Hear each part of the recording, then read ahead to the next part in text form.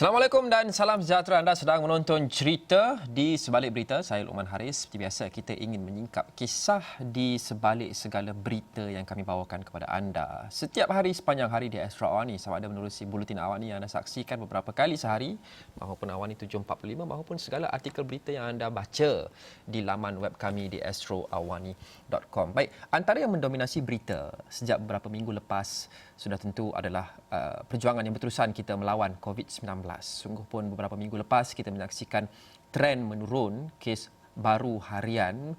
Namun sejak beberapa hari lalu kita lihat tren itu mungkin akan meningkat semula dan menimbulkan kebimbangan, sekaligus mengingatkan kita perjuangan kita menentang wabak pembunuh ini jauh lagi daripada selesai.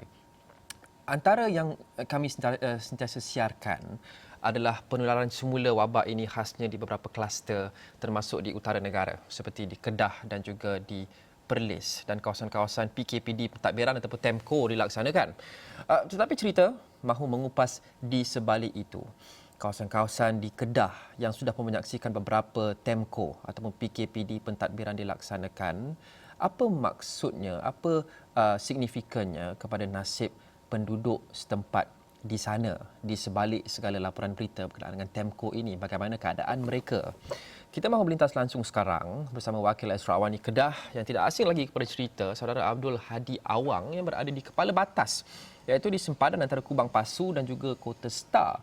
Kota Star antara kawasan yang menyaksikan PKPD TEMCO dilaksanakan. Dan sebelum saya nak pergi kepada Hadi ada berkongsikan satu gambar yang saya mahu kongsikan bersama dengan penonton kita sekarang. Satu gambar yang dikongsi kepada Hadi oleh ibu pejabat polis di Kota Star menunjukkan orang ramai di kawasan Kota Star itu beratur untuk masuk di sebalik pelaksanaan TEMCO di sana. Hadi, ceritakan kepada kami apa kisah di sebalik gambar ini. Okey, terima kasih Luqman di Bukit Kewangan, dan seperti dimaklumkan saya berada di kawasan kepala batas, kawasan sempadan antara daerah Kubang Pasu dan juga daerah Kota Star yang dilaksanakan perintah kawalan pergerakan diperketat secara pentadbiran ataupun TEMCO. Dan sudah pastinya antara gambar yang saya kongsikan tadi adalah aktiviti ataupun tindakan penduduk di dalam daerah kawasan ataupun dalam kawasan PKPD itu untuk memohon COP ataupun kebenaran pihak polis menjalankan aktiviti keluar masuk di dalam kawasan TEMCO itu, memandangkan segala aktiviti keluar masuk yang tidak mempunyai sebab kukuh ataupun bukan kerja-kerja essential service tidak dibenarkan dan hanya dibenarkan duduk di dalam kawasan PKPD itu sendiri sahaja. Dan sudah pastinya pihak polis daerah Alor ataupun Kota Star telah memaklumkan hanya kebenaran pihak polis sahaja yang diperlukan untuk sebarang aktiviti sama ada pekerjaan wajib ataupun dan sebagainya.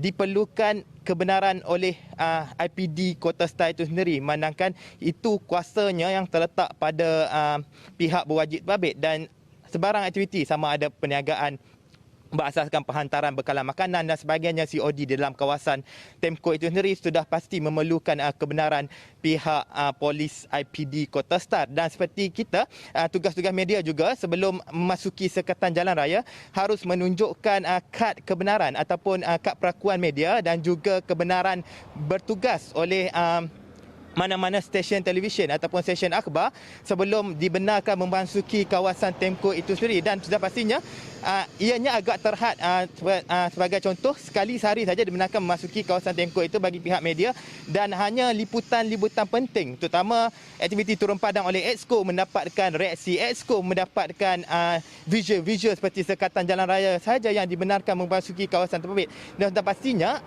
yang tadi gambar dikongsikan, ramai sekali, lebih kurang sekitar lebih 50 orang yang hadir ke IPD Kota Star untuk memohon kebenaran pihak polis IPD Kota Star.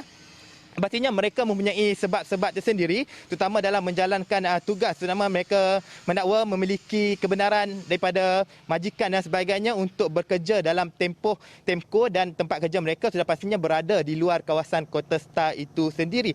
Dan pihak polis sebelum ini sudah maklumkan dalam sidang media pada hari pertama pelaksanaan TEMCO itu sendiri, kebenaran pihak majikan disyorkan untuk setidak-tidaknya mengarahkan pekerja-pekerja ataupun pekerja di bawah mereka untuk bekerja dari rumah, Luqman.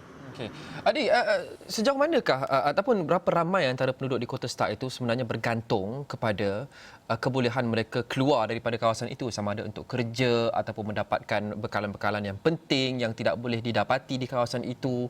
Kerana kita nak tahu impak pelaksanaan TEMCO PKPD pentadbiran di kawasan itu. Berapa ramai antara mereka yang bergantung banyak kepada kebolehan mereka untuk keluar, kerana apabila dilarang pun mereka terpaksa beratur, mereka sanggup beratur di ibu pejabat polis untuk mendapat kebenaran. Okey, Luan, sebenarnya jika kita bezakan dengan pelaksanaan TEMCO di Kubang Pasu, 4 mukim di Kubang Pasu dan Padang Terap, sektor pekerjaan di sana kebanyakannya berteraskan sektor-sektor seperti peladangan, menoreh getah, berniaga dan sebagainya, dan antara beberapa isu yang ditimbulkan terutama dalam sektor perniagaan ialah mereka tidak dapat keluar menoreh, manangkan kawasan mereka menoreh itu kebun-kebun mereka berada di luar kawasan TEMCO. Itu antara yang dikongsikan di keliputan kami buat di TEMCO yang diadakan di Kubang Pasu dan Padang Terap. Lain pula di PKPD Aman Jaya. PKPD Aman Jaya kebanyakan mereka golongan yang bekerja di sektor kerajaan dan swasta, banyak bekerja dalam sesi profesional dan korporat sudah pastinya. Masalah mereka pula adalah kebenaran majikan untuk membenarkan mereka bercuti dan sebagainya. Itu masalah antara yang ada aduan yang ditimbulkan di PKPD yang dilaksanakan di Aman Jaya. Lain pula di Kota Stark ini merangkumi 28 mukim dan melibatkan penduduk lebih kurang 366,000 penduduk. Itu sudah pastinya jumlah yang banyak, dan sudah pastinya sektor pekerjaan jika kita ambil di ibu kota Kota Stark itu, mukim Kota Stark, mukim Pumpung dan sebagainya, di situ antara golongan elit yang bekerja di sektor kerajaan dan sektor swasta, manakala di beberapa kawasan di seperti Padang Hang yang bersempadan dengan kawasan Jerlon dan juga Kota Serang Semut yang bersempadan dengan daerah Penang, itu kebanyakan golongan-golongan yang penduduk di situ bekerja dalam sektor-sektor sendiri, bekerja sendiri sebagai seorang penoreh, sebagai seorang petani, nelayan dan sebagainya. Itu sektor pekerjaan yang agak kita panggil tergebelakang, ataupun sektor pekerjaan yang bekerja sendiri yang mengharapkan gaji harian. Sudah pastinya mereka terjejas susulan pelaksanaan PKPD pentadbiran ini, dan sudah pastinya yang hadir tadi kebanyakan bekerja dalam sektor awam dan juga sektor swasta. Sudah pastinya perkhidmatan mereka itu dikatakan diperlukan oleh majikan untuk beroperasi, meskipun pelaksanaan TEMCO diadakan di dalam tempoh ataupun di dalam kawasan PKPD Kota Stark ini, Luqman. Okey Adi, beberapa PKPD pentadbiran ataupun TEMCO dilaksanakan di serata Kedah dan sebelum ini juga di Perlis. Antaranya adalah di Aman Jaya seperti yang Adi sebut sebentar tadi. Adi kini berada di Kubang, di Kepala Batas, menceritakan berkenaan dengan PKPD di Kota Stark, dan saya mau beralih ke PKPD di Aman Jaya pula, kerana Adi sejak beberapa minggu lepas banyak membuat liputan di beberapa kawasan di Kedah dan juga di Perlis. Sebelum ini kita tahu antara kemas kini yang terbaru adalah inisiatif ataupun perancangan untuk memotong gelang merah kuarantin di beberapa kawasan di PKPD Aman Jaya tidak diteruskan kerana ada notifikasi kes baru, dan difahamkan kita baru saja mendapat update terkini berkenaan dengan situasi PKPD di Aman Jaya. Hadi di sana melaporkan, boleh kongsikan apa dia update terkini?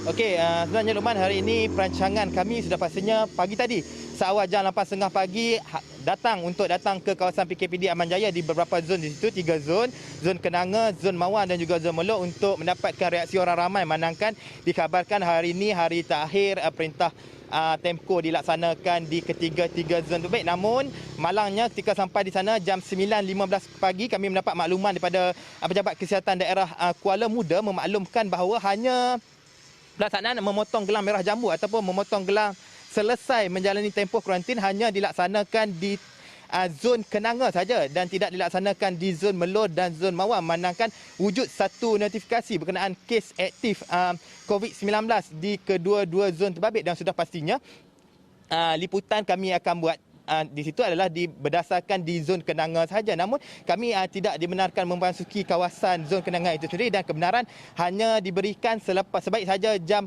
12.01 malam ini. Dan jika saya boleh kongsikan, berdasarkan maklumat yang diterima daripada kenyataan daripada Menteri Kanan Pertahanan Datuk Seri Ismail Sabri Yaakob, memaklumkan bahawa dalam 3 zon yang dilaksanakan di Aman Jaya itu, hari ini merupakan hari terakhir bagi penduduk-penduduk menjalani TEMCO hanya di zon Kenanga dan juga zon Mawar. Manakala penduduk di zon Melur perlu menjalani tempoh kuarantin lagi, tempoh-tempoh lagi sehingga 27 September depan. Ini berikutan wujud 12 kes baru positif membabitkan saringan kali kedua, Luqman. Okey Adi, kita mahu beralih sedikit daripada semua perkembangan ini. Sudah tentu setiap hari kita saksikan laporan baru mengenai kemunculan kes-kes baru, kluster baru dan Kedah antara yang berada di tengah-tengah sejak beberapa minggu lepas kerana ada banyak kluster baru bermula daripada kluster Siva Gangga lagi sehinggalah kekini ada kluster sungai, kluster tawa dan sebagainya. Apa antara cabaran seorang wartawan untuk cuba akses kepada kawasan-kawasan ini kerana kerja kita sudah tentu adalah menyampaikan maklumat dan berita kepada orang ramai dan itu sangat bergantung kepada kebolehan kita untuk memasuki kawasan-kawasan yang sepatutnya, untuk membual individu-individu yang terlibat, untuk cuba berkongsikan cerita dan suasananya. Ya, inilah cerita di sebalik beritanya, kisah seorang wartawan. Apa kesusahan dan apa yang boleh dan tidak boleh Hadi buat ketika membuat liputan di kawasan-kawasan PKPD di Kedah ini? Okey, Luqman, sebenarnya seperti saya katakan tadi, hari ini plan utama kami adalah untuk mendapatkan reaksi penduduk. Adakah mereka berasa seronok penduduk di Zon Kenanga, Zon Melo, semua adakah mereka berasa seronok PKPD tamat pada hari ini selepas disambung 3 hari menjadikan hari keseluruhan mereka menjalani tempoh adalah sebanyak 17 hari.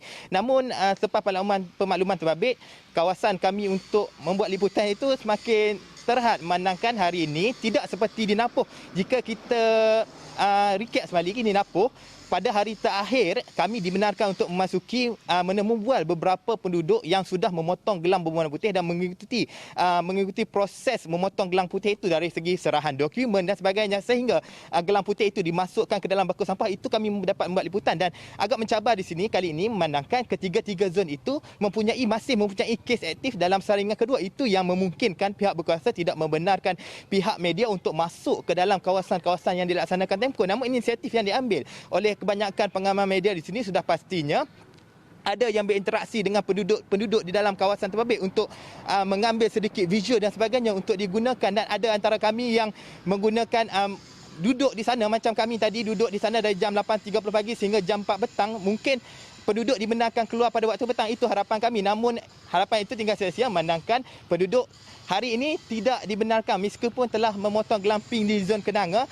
tidak dibenarkan untuk keluar. Harapan kami pagi tadi penduduk yang menjalani pemotongan gelang pink itu pada waktu pagi mungkin keluar pada waktu petang. Itu memudahkan kami untuk membuat liputan, mendapatkan reaksi mereka. Namun mendapat makluman daripada penduduk-penduduk di dalam kawasan terbabit, mereka masih tidak dibenarkan keluar dan kebenaran keluar hanya akan dibenarkan pada esok hari. Itu antara cabaran-cabaran yang sudah pastinya jika membuat liputan di kawasan sempadan Temco itu sendiri. Juru kamera seperti saya katakan sebelum ni, juru kamera yang membuat mengambil visual terkini, roadblock dan sebagainya, mereka hanya dibenarkan berada di dalam kereta masing-masing sahaja bagi mengelakkan penularan terhadap dalam kalangan pengamal media itu sendiri. Itu antara cabaran yang boleh saya kongsikan sebagai seorang wartawan yang bertugas di dalam kawasan pelaksanaan Temco sejak Temco dilaksanakan di 4 mukim di Kubang Pasu dan Padang Terak, disambung di Aman Jaya dan kini di PKPD Kota Star. Luqman. Abdul Hadi Awang akan terus berlegar di sekitar Kedah dan juga Perlis jika perlu untuk bawakan kepada anda semua dan kepada kami di Bukit Kewangan perkembangan terkini berkenaan dengan pelaksanaan PKPD secara pentadbiran ataupun Temco tatkala negara cuba melawan kemunculan gelombang kedua COVID-19 yang kebanyakannya berpusat kita lihat di beberapa negeri seperti Sabah dan juga di Kedah. Terima kasih Abdul Hadi Awang, jaga keselamatan di sana apabila membuat liputan dan ikuti segala arahan pihak berkuasa. Baik, COVID-19 ini sudah tentu mengubah hidup semua orang. Ia tidak sahaja memberikan kesan yang secara langsung seperti pelaksanaan PKPD ataupun Temco di setengah tempat, ia juga mempunyai kesan berantai bukan sahaja kepada ekonomi, juga kepada alam sekitar. Apa yang saya maksudkan adalah norma baru menyaksikan kita sering perlu memakai pelitup muka. Dan kini wujud fenomena baru, pelitup muka ini lebih banyak dibuang di tepi jalan, di pantai, di mana-mana sahaja menyebabkan satu bentuk pencemaran baru yang kita tidak sangka-sangka sebagai salah satu impak daripada penularan COVID-19. Kita akan ceritakan kisah di sebalik berita berkenaan dengan pembuangan pelitup muka yang menjejaskan alam sekitar. Selepas ini, kita berhenti seketika, jangan ke mana-mana.